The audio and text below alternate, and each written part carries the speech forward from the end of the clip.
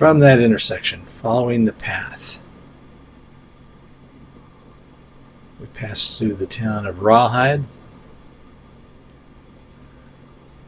which I did nothing to really. Continuing on.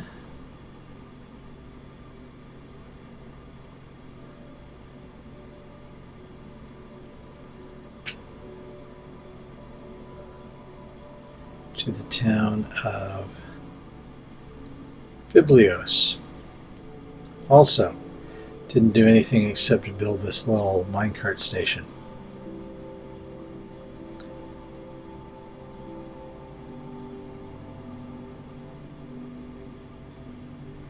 At this point, I was just trying to get as many places as I could connected.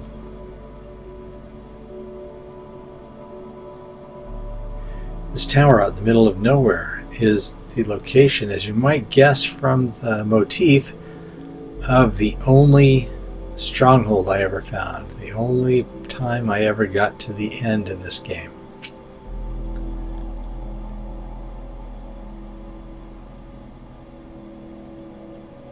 Here's the town of Equus, where I built my first barn. I bet all these horses are named. There's well, some of them are Biscuit and Checkers,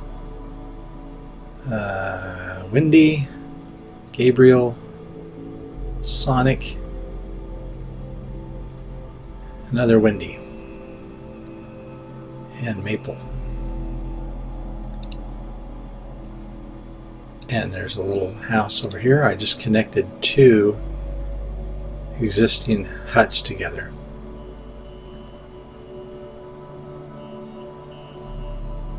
And you can see there are a lot of horses here, so the name Equus is appropriate. Holy mackerel, look at this.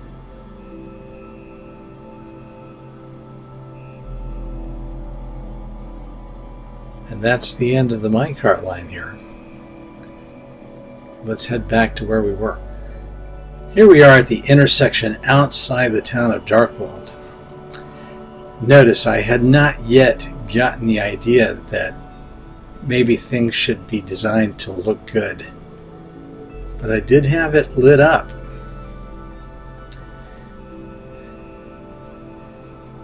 Function was everything for me, and form was not important. And then we come to the town of Carbuncle,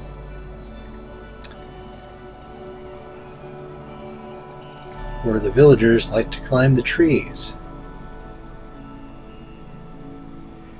Here I built two sides to this church, and I began the Church of Wes.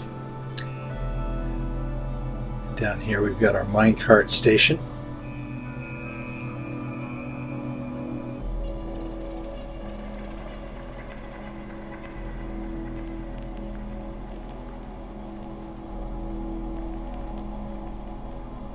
Heading back this way, we're back to some of the older tracks. Notice the torches instead of detector rails. And we arrive at the town of Fine Feather with another Church of Wes. This has had nothing done to it but the cobblestone replaced with white concrete. But I did feel like the villagers here needed to be able to get to this farm, which was oddly placed. So I built them some stairs. But the minecart track continues on, as it always does.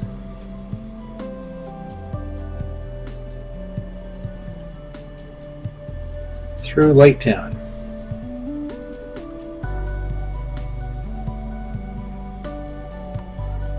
Nothing special here except that I continue the walkway on. Here's another intersection. Redstone, and I built a little rest area.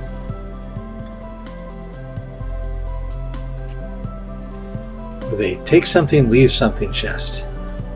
I find this particularly funny since I was essentially the only one playing on this game, with the exception of my daughter, who played a couple of days with me in the early days. Taking the left turn here, we can see another Church of Wes in Westburg.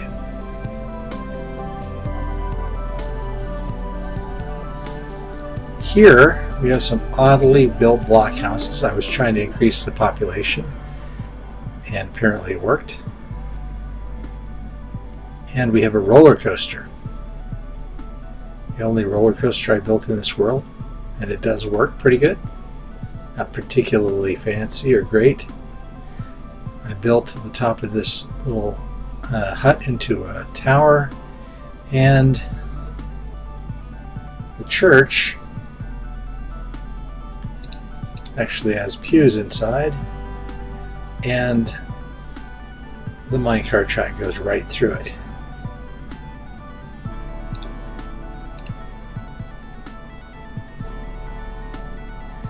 We'll follow that on through. It curves around and it goes this way, back into the forest, through the mountain. This is the town of Victoria.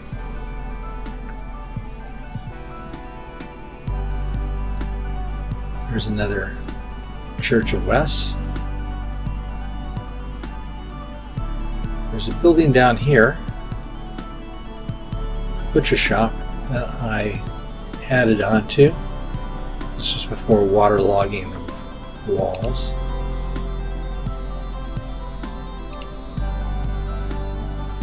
Had an actual pig pen in the back.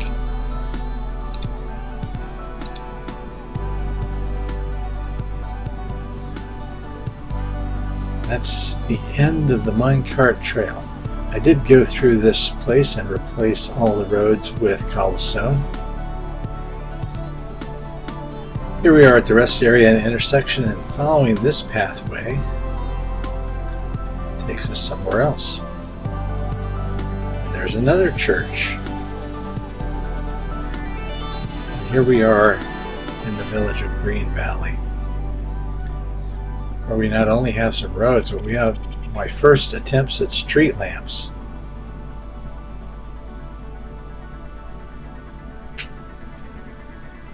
But our minecart path continues.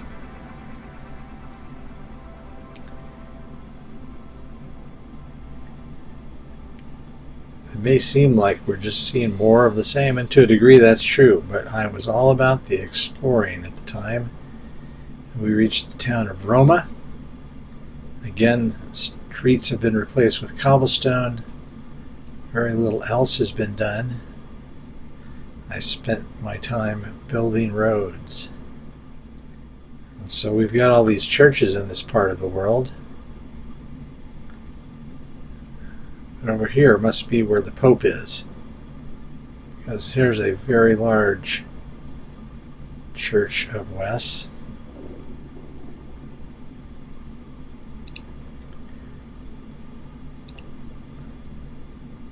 With a lapis idol.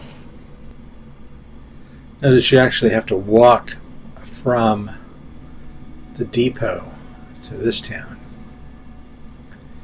Instead, if you stay on the minecart track, a villager has died somewhere.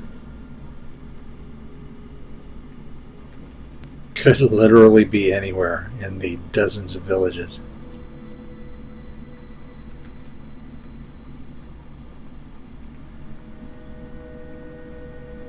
And here we come to the end of the station. And this Church of Wes has a diamond W, St. Matthew's Retreat. And I've built wooden pathways, made sure all of the doors are accessible, but that's about it there.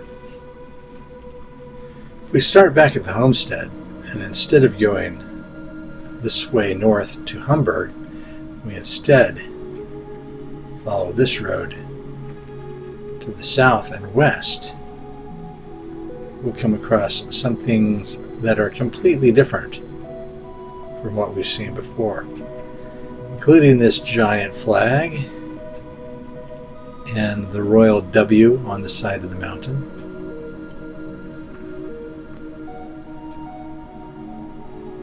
Here we come to a big hole in the earth. I had tried to build a fancy temple and ended up not liking it, so I blew it up with TNT. Here we are at one of my first three-way switching stations. And over here is the location of a village that I decided to turn into a city, the city of Euboea, which means good cow. Because as you can see over the fence, there are lots of cows. This was built entirely in survival mode. Over here is the mine that I dug up all the stone and granite and everything else from. And down here was the door that I built that I was super proud of. I think I locked it open. Let's try this. There we go.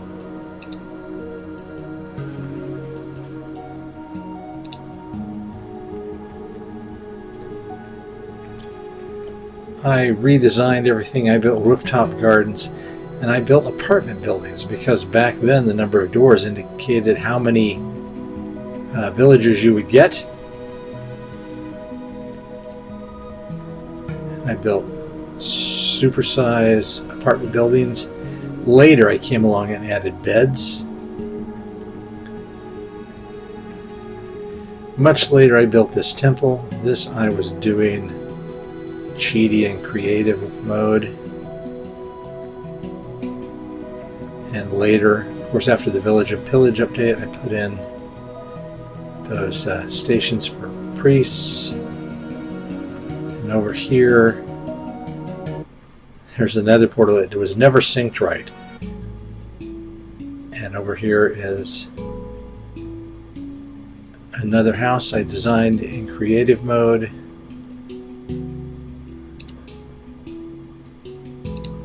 Just to see what I could design.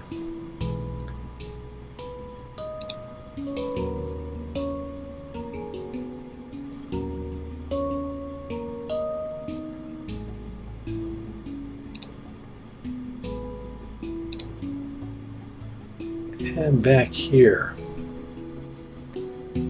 around this world, I placed a lot of secret caches of gear. Most of them I've forgotten where they were or are, but a few of them I remember.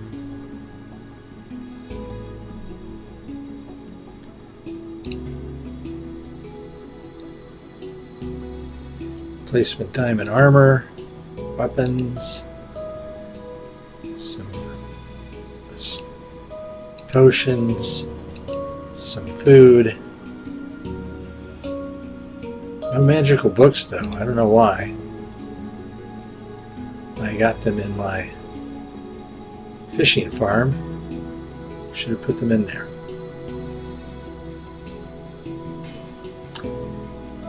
Anyway, at one time I built up quite a supply of villagers in this city. I see one. I see quite a few iron golems because they spawned like crazy. But there's some trapped in the area there. But I only see the one villager. There's the minecart station. And that had a door that opened as well, which I was super proud of. And also,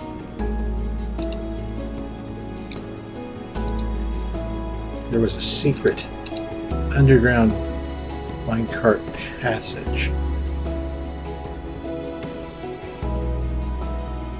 You can travel through the Underdark. It's not so dark because it's pretty well lit with torches. Maybe it's because I haven't slept in a bed in a while. Okay, here we go. We are going to come right up and find ourselves in the little village. The village of Lavaberg. So named because of the lava.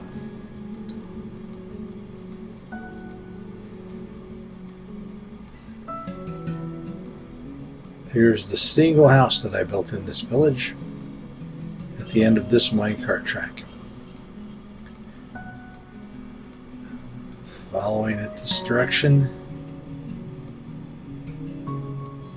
we come to Sweetwater.